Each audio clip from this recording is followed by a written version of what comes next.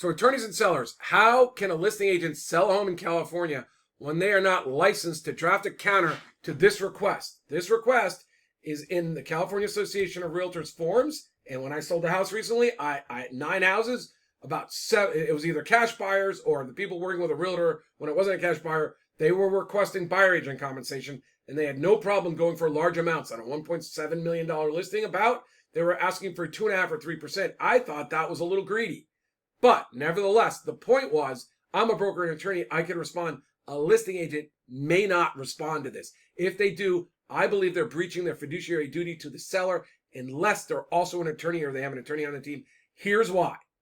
In the past, listing buyer agent commissions were part of the listing agent's money. They would go and say, I charge 6% to sell homes. I will take half my commission and offer it to buyers on the MLS. I may wind up representing the buyer, in which case I'll get all 6%.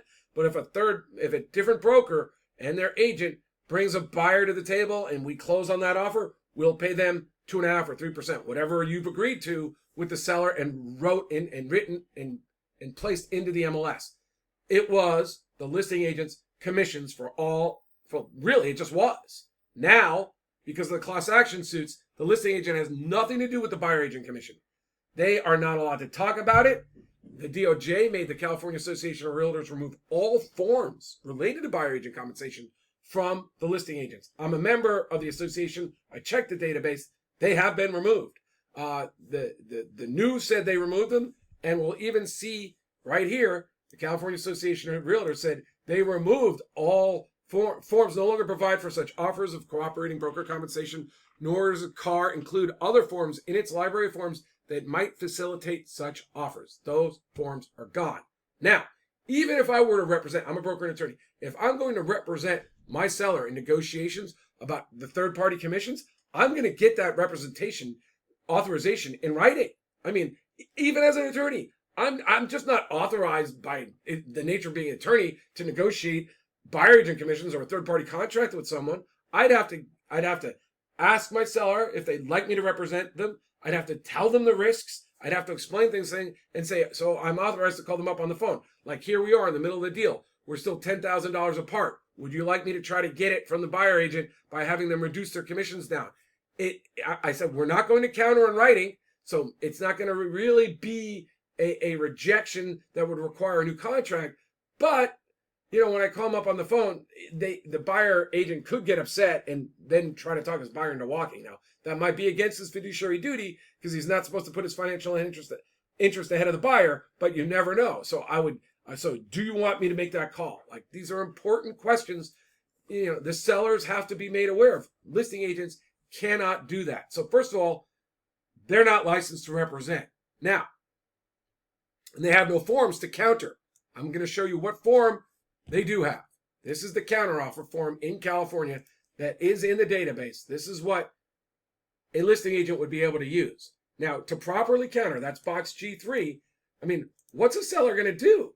I mean, what they've been doing is nothing, right? They just don't address it in the counter box. So therefore, whatever the request was, 2.5 or 3%, that's what the pay goes to the buyer's agent. And then the buyer and seller go back and forth round after round over the price and the closing date or other terms. Listing agents have no ability to counter that. I'd like you to understand that. If you understand what the DRE says, they say, and I'll cover this in depth in another video, and I'll cover the C.A.R. case, but the DRE says what practicing law without a license is, and it would certainly be entering words into this form or choosing the format of how the counter negotiations will happen. And so I would bifurcate this process and have a separate negotiation for buyer agent commissions and separate it out from the price of the home and the closing date and the other terms related to the purchase of the property.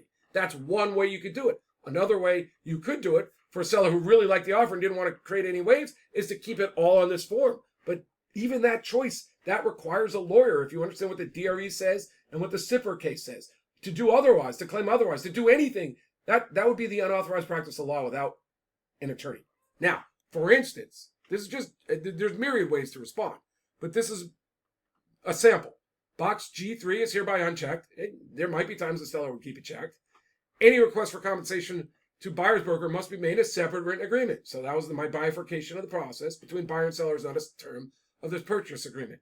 Now, of course, I'd advise my seller that the buyer's agent has no forms either, and they're not a lawyer. So really, we need to provide the forms. So if we're going to provide the forms and say we're open to buyer agent compensation, what I suggest is that we also use those forms to mitigate the risks.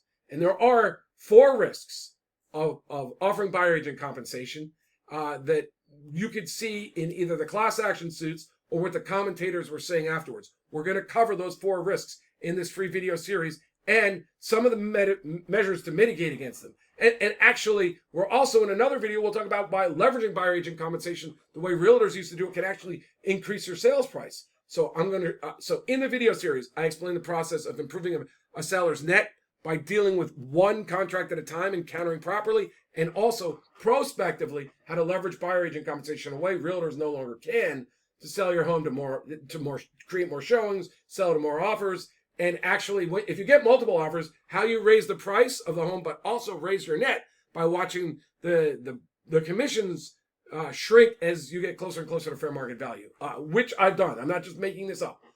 We had 9 offers, and as the prices came up, I also watched the buyer agent commissions shrink because of the process we used. All things that listing agents who aren't attorneys really can't do anymore. So we're going to cover that in the free video series. It's available at listingattorney.com. And in the end of it, what I know right now, attorneys are like, well, what are you suggesting I do? I'm suggesting if you're going to refer clients to a listing agent in California, there's a lot more work for you to do. But luckily, I also will explain a way for you to get paid. Like, it's not just $2,000 on the HUD anymore. And I know there's RESPA violations if you're getting referrals, and our bar association doesn't allow referrals. You have to do the work. And this is the antidote to that. This is perfect. There is so much value added by attorneys now to these transactions that realtors can't do, but used to do, that frankly, at the end of my series, I think everyone will see the listing attorney, the attorney helping their client, is bringing more value to the table than the listing agent. So to me, ideally, it's going to be a partnership. And there's going to be the realtor doing the realtor things and a lawyer doing the lawyer things, and the lawyer and the realtor splitting those fees fairly.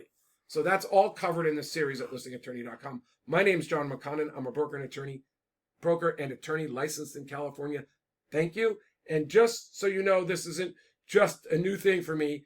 In the past, the California Association of Realtors has chosen me to train realtors on how to negotiate multiple offers. And back in the day, they also had me train realtors on how to do short sales. So once again, I don't have a problem. I will even bring up suggestions on how C.A.R can fix this. And it's about disclosures, explaining what realtors can't do and why sellers are going to want attorneys. And then they can keep the commissions the way they are. I'll discuss that right now, their process. If there's not a disclosure, it's a problem. And we'll discuss that in the videos too. But I'm sure they will change it because they know. They know in their March 15th, it was sometime in March, in their circular, they said that it is legal for sellers to still offer buyer agent compensation, but they must do so in concert with a real estate professional. I saved it. I'll put it in my course, the free things at listingattorney.com. Thank you. Bye.